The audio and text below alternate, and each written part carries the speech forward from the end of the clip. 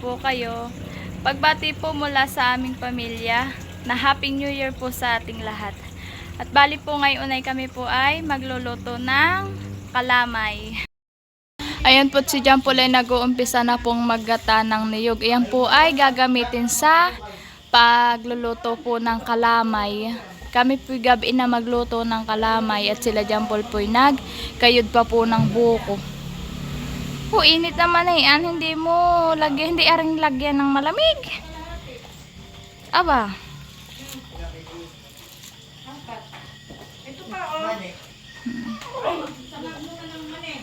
Mainit no. Ba't ayaw mo lagyan ng ng malamig? Yan po, haba pong si John Paul ay nagagata po ng niyog. Ay ako naman po ay magpipirito po ng magsasangad po ako ng mani na ilalagay po doon sa kalamay. Amin po iyang ikakrak. Para po paghahalo po mamaya sa kalamay ay may mga mani po siyang kasama. Ayan po at nilagay ko na yung mani.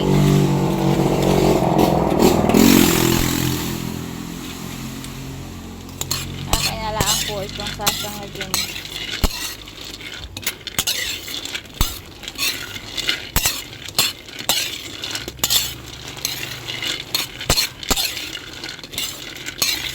Akin pong hinahalo-halo at baka naman po siya ay matuok.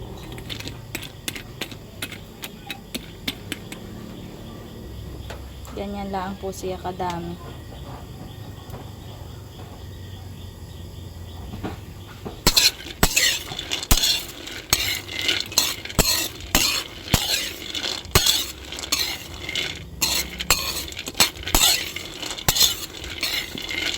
Para po masarap po ang kalamay pag po kakagatin at may doon po siyang makakain mani.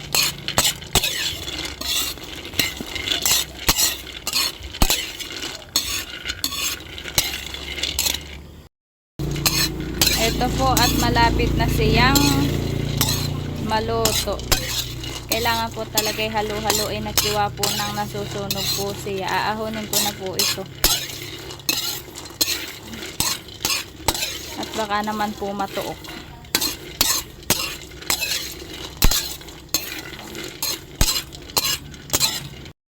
Ayan po at inilalagay na po ni John Paul sa pinggan po yung aming sinangag na mani. At iyan po ay dodorogin na po.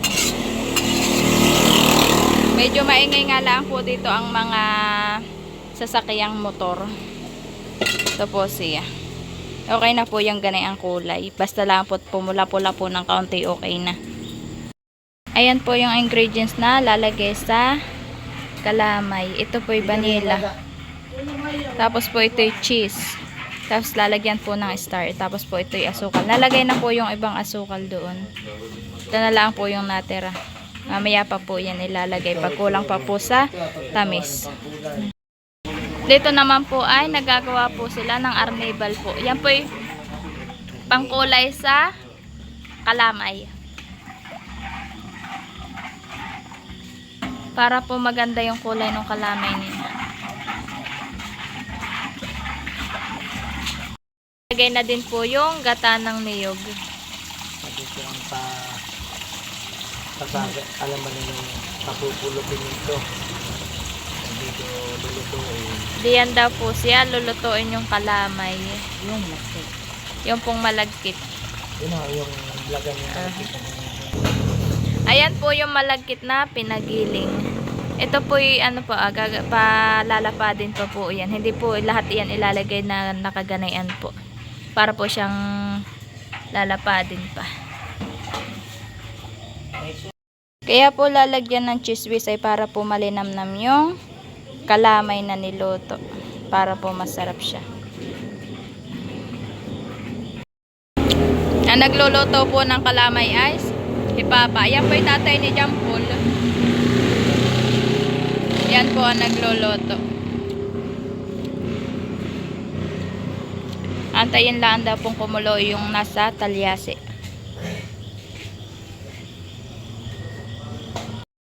Ayan po, nilagyan na din po siya ng star margarine. Nilagyan na po iyan.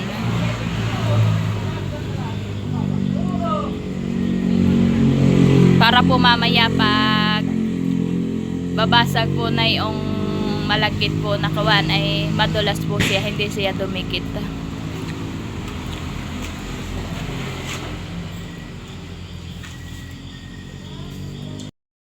Minamasa na po ni John Paul yung gagawin pong kalamay. Giniling na malaki. Yung pong giniling na malagkit.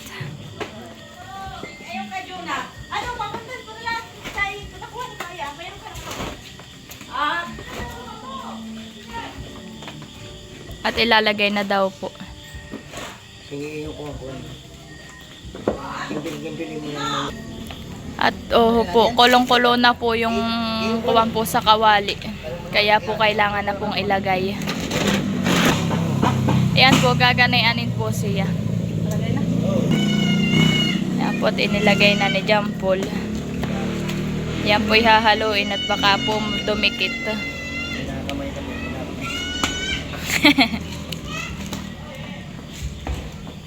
Sinalaki.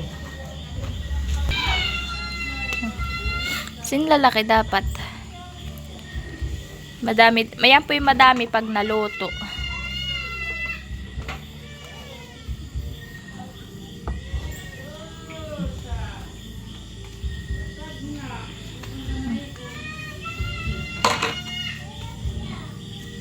Wag mong laki-lakihan.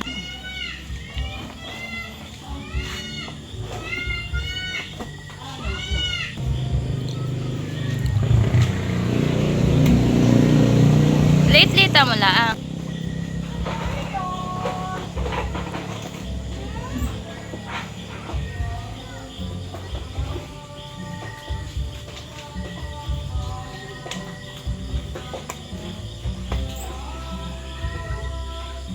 Dapat maliit nga. Masyadong malaki ang gawa mo.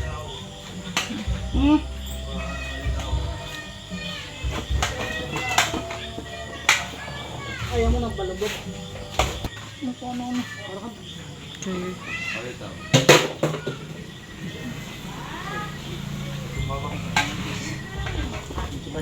Doon sa kabila ito, oo. Laging doon ang lagay mo. Arjen, magtatakaan mo.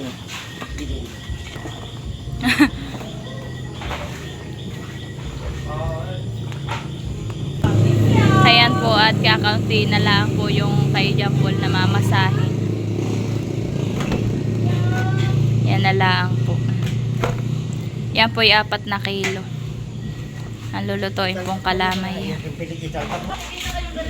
Yan po, at tulong po yung dalawa ni John Paul ni Papang magluto. Ba? Ay, maligay ang buwan. Dapat pala yung hawakan pag-aalok. Nagalaw. Nagalaw po yung talyasi. Dapat po pala may taghawak. At baka po mataktak. Pagtapos po ni John Paul magmasa po nung malagkit pong gagawin kalamay ay siya po yung nagkakarak na po na yung mani.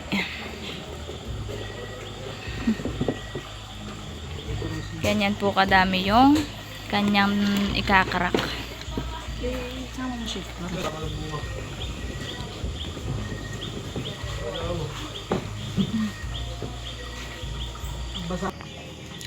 Kanila pong inipod-ipod yung tungko. At baka daw po mabubo yung kampot na galaw po pag hinahalo. At masyado po siyang malapit.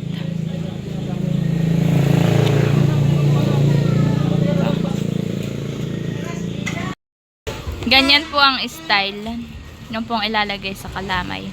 Pwede din naman pong buo. Ang gusto lang po namin ay crack po yung mani na ilalagay. Yan po. Parang maganda lahat ay hindi ikakarak.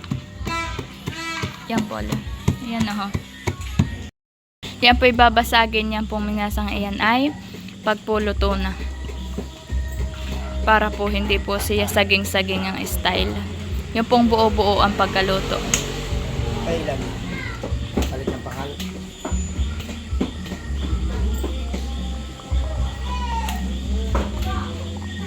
Talaga pong ang mahirap po dito ay yung pong paghahalo. pagbabasag po.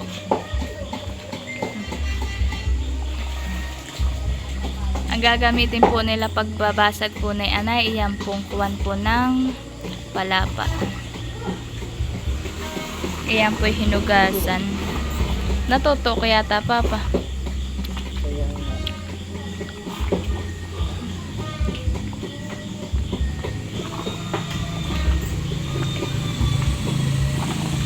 Yan po hindi pa po luto.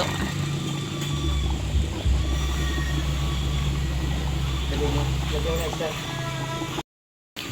Yan po't nadagdagan pa po namin ng star. Mamaya pa daw po iyan dadagdagan ng asukal.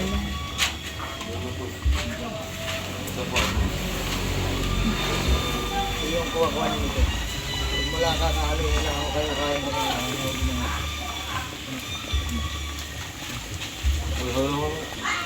Pumalit na po si John Paul paghahalo.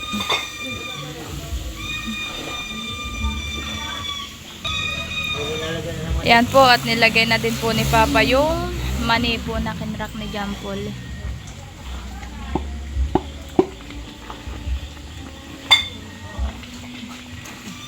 Lahat po iyon.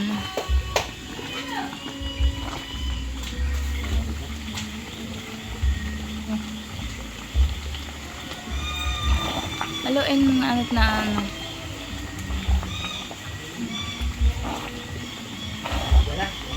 Hindi pa, Papa. Hindi pa igahan. Baka naman, lumambot. Huwag mo kaganin. O vanilya. Lalagyan na din po ng vanilya. Pampabango po iyan.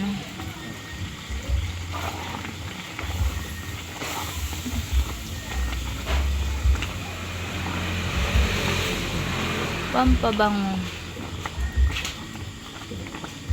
Huwag mong kaganian na to. Ho.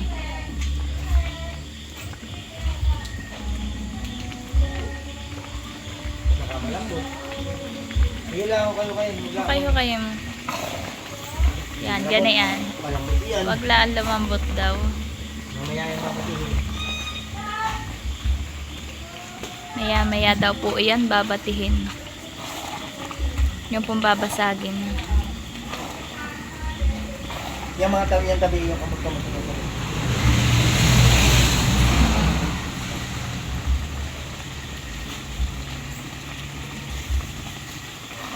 Dapat pala paghahalo na may nakahawak doon na. Mahawa ka.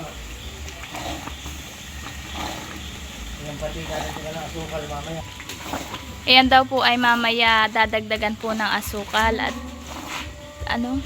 At para daw po kumunat at para daw po makompleto yung tamis ng niloloto na kalamay. Ayan po't kanila na pong binabasag yung malagkit na giniling. At iga na po siya.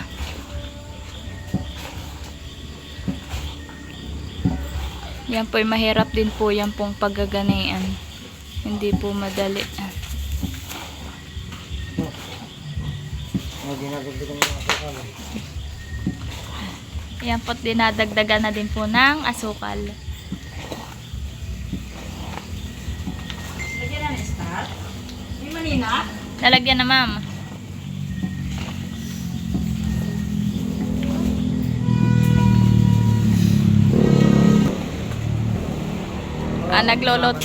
Nagloloto po ay, nagbabasag po ay si Kuya RJ ni Jampol. Sati.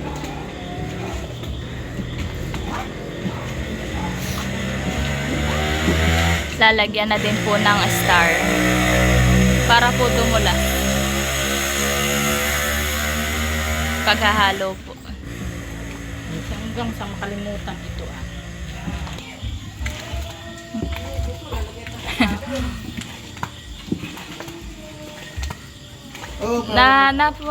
Nalalaglag.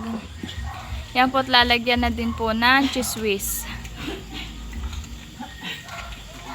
Lalahat papa, yan yung isang boteng yan. Hindi pa paalis ko na umay. Kaya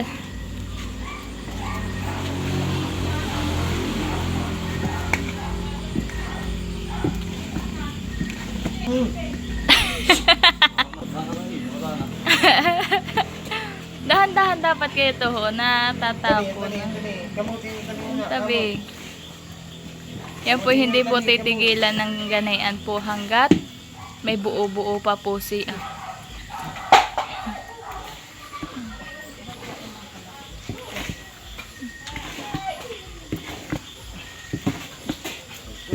Hirap ding mag-ano eh. Alalay na ako. Yun yung haplusin. Yung tingnan niyo kung saan yung maputi. Yan po hindi po aring tigilan ng paggaganayan po at baka daw po magsaging-saging. Baka daw po hindi mahalo ng maayos eh. Yan naman po pinanghahalo po nilang iyan ay yan po'y malinis at yan po'y palapa. Yan po pati hinugasan po, buhol po, ipanghalo po diyan. Uy, matataktak. No, talaga pong hindi biro ang paggagawa ng pagluluto ng kalamay. Tingnan niyo yung maputi. Yan yung nasabot. Si Papa po ang naghahawak doon sa talyasi. Tapos po yung dalawa ni Kuya RJ ni John Paul ang naghahalo. At talaga pong iyan po'y mahirap haluin.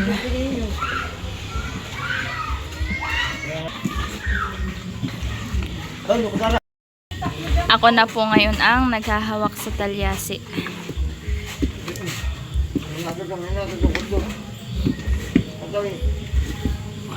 Yan po at kakaunti na lang po yung yung pong mga kaunti na lang po yung basagin. Diba mahiya? Yan po at aahunin na namin ni John Paul. At tapos na po siya. Ayan po at tatanggalan na po yung pinanghalo po sa kalamay. At madami po siyang dikit. Tulad po na itong isang ito. Yan po tutun. Yan pong mga bilog-bilog pong puting iyan. Ayan po yung mani na inilagay. Ayan.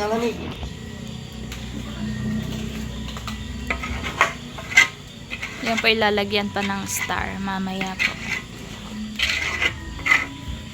Para po siya hindi madikit.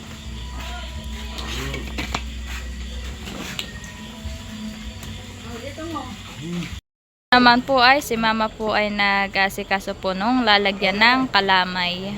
Ilalagyan po niya ng dahon yung paglalagyan.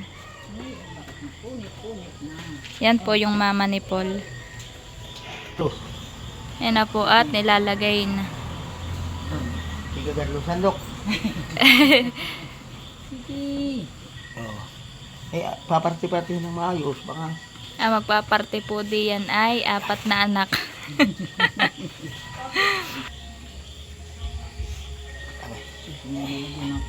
Star? Yung walang kutsara. Yan po't nailagay na sa mga bilao po. Kaya po ay 4 na anak ang maghahati. Tigi-isa po. Oh, wala kayo. Ito pong malaki ay dun sa kay na Papa po Para yan. may ikaw maganda. Sa mamumuhunan. Sa mga dalang mindong. Dalahin mo na yan. So, dadalhin ko na kay Sisel. Nahati-hati na. Ayan po't kinuha ko na yung kapartida po namin. Ito na po isang bilao. Sige, isang bilao po kami. Yung pong mga anak ni Mama at Papa, ayan po, tigig isang bilao sila.